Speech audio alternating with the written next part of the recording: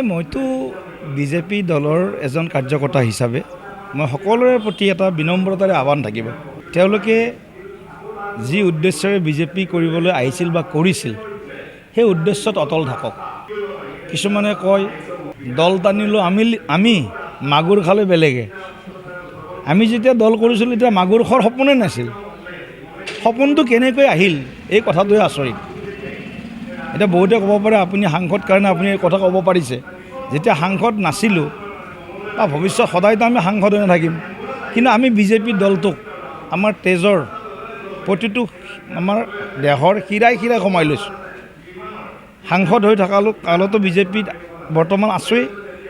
যোৱা 30 বছৰে বিজেপি কৰিছোঁ, বিচাৰ পৰিবাৰ সংঘ পৰিবাৰ কৰিছোঁ আৰু আগন্তুক ভৱিষ্যতৰ জীৱনৰ শেষ মুহূৰ্তলৈকে শেষ নিশ্বাস থকালৈকে আমি বিজেপি কৰিম। পোৱা নোপোৱাৰ মাজতো বিজেপি কৰিম। কেতিয়াবা একো নাপালেও তেতিয়াও বিজেপি কৰিম। গতিকে মই বাকীসকলক এইটোৱে অনুৰোধ কৰিছোঁ যে পোৱা নোপোৱাৰ বেদনাখিনি অকণমান দূৰত ৰাখি আমাৰ যিটো অসমখনক সুৰক্ষিত কৰাৰ যিটো লক্ষ্য, দেশখনক মা ভাৰতীক আই অসমীক সেৱা কৰাৰ যিটো লক্ষ্য, সেৱাই সংগঠন যিটো লক্ষ্য, এইবিলাক কেৱল ভাষণৰ বিষয় নহয়, এইবিলাক হাতে কামে কৰি দেখুওৱা বিষয়। তেখেতসকলে নিশ্চয় এই কথাখিনিক গুৰুত্ব সহকাৰে অনাগত দিনত চিন্তা কৰিব আৰু আমাৰ দলতে থাকি মা ভাৰতী আই অসমীৰ সেৱা আগবঢ়াব।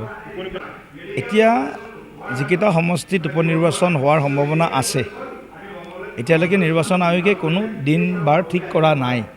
কিন্তু এটা কথা আপোনালোকক স্পষ্ট কৰিছোঁ, আটাইকেইটা সমষ্টিতেই উপনিৰ্বাচন হ'ব লগা, আটাইকেইটা সমষ্টিতে 5টা সমষ্টি হওক বা যেইটাই নহওক, আটাইকেইটা সমষ্টিতেই NDA বা ভাৰতীয় জনতা পাৰ্টীয়ে জয়লাভ কৰিব, যেতিয়াই নিৰ্বাচন নহওক আটাইকেইটা সমষ্টিত। তাৰ কাৰণে আমি যি প্ৰস্তুতি কৰিব লাগে সেই প্ৰস্তুতি কৰিছোঁ। আৰু 3টা লোকসভা আসন জিকি তেওঁলোকে যিটো মানে ৰাইজক ভেলকিবাজি দেখুৱাই আছে, যেন তেওঁলোকে 11খন জিকিলে আমিহে 3খন জিকিলোঁ ভাৰতীয় জনতা পাৰ্টীয়ে, এই ধৰণৰ এটা নেৰেটিভ তেওঁলোকে যিটো ছেট কৰিব বিচাৰিছে, সেই নেৰেটিভটো ৰাইজে বুজি পাইছে।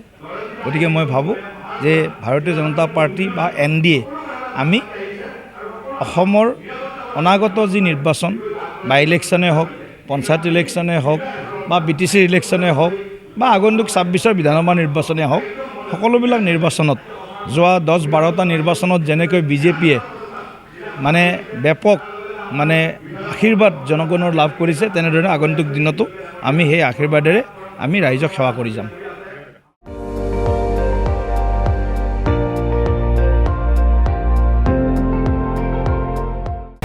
আপুনি চাই আছে ND24, সৰ্বশ্ৰেষ্ঠ নহয় সৰ্বোত্তমৰ দৌৰত।